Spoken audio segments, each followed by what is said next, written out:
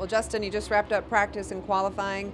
What did you learn about the time spent on the track, and how do you feel about your qualifying position for tonight? Well, this place is always very difficult. It's super, super hot, as you well know, and we well know standing outside.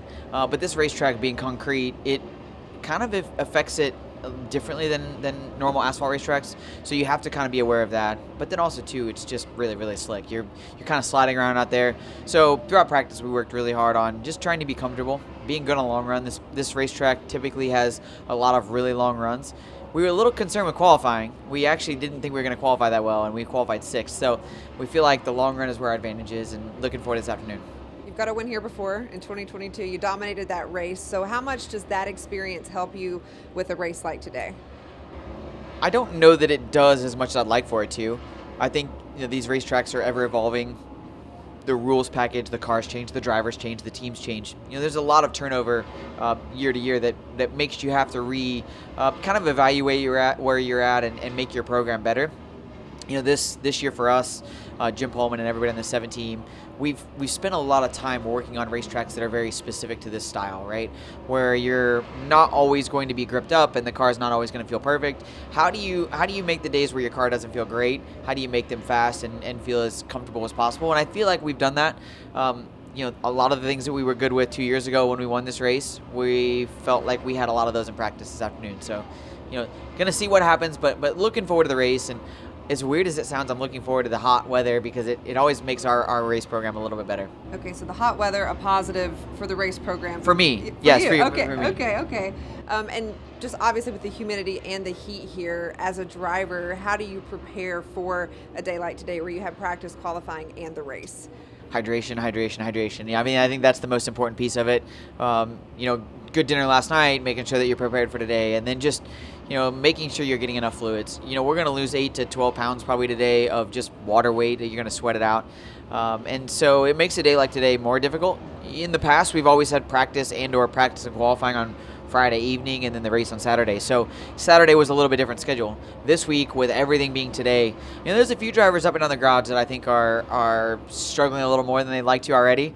And then we saw even with the end of last year, there was a lot of drivers that were out of it basically when the race was over. They definitely needed some medical help, and so we obviously don't ever want somebody to get to that point where they need medical help, or the fans. That's really the other part of it. Is it is so hot that we just want our fans to have a great experience and not get overheated. And sometimes if you eat too many alcoholic beverages, you forget how hot it is outside. So we want to make sure we put on the best race we can, and do the best job we can. And I feel like this is the summer months are when we really excel as a race team. So I'm excited for it. Okay, and then obviously as a team, you already have one win, so you're locked into the postseason. So what's the goal for the remainder of the regular season, knowing that you do have that one win?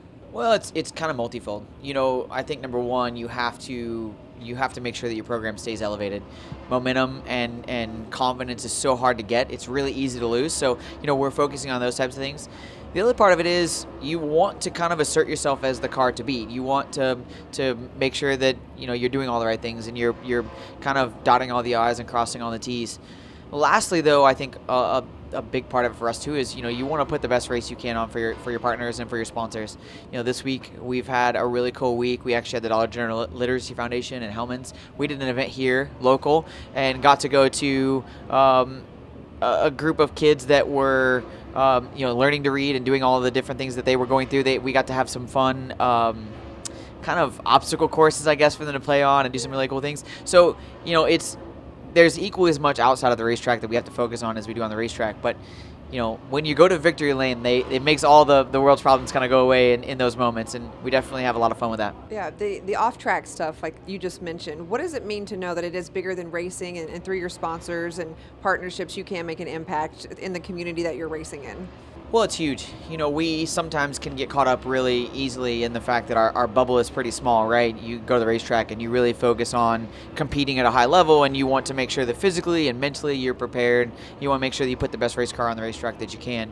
But there's a lot more that goes into it, on a daily basis. And I think, for me, our platform is definitely a great platform to not only do great for our sponsors and for our partners, but also too, like what we did yesterday, really go behind some of these organizations and foundations and strengthen their programs and to help, especially for me, young kids. I mean, I have 2 young kids of my own. Well, anytime you're helping young kids advance in, whether it be education or just having fun, those are things for me that are really, really important, and giving back to the community. We race in a lot of really cool cities all across the United States. Obviously, Mooresville is where our race team is, but the greater Charlotte area, we do a lot of really cool things to help give back to the community as an organization, as racing as a whole. And so, those are the things that when you get done at the end of your career, you look back on and you say, those are probably equally or more important than what the race wins were. And I think that's what's made this sport so fulfilling for me. Yeah, absolutely. Well, I appreciate your insight and your time, and best of luck later today when you take the track. I appreciate it. Thank you. Thanks.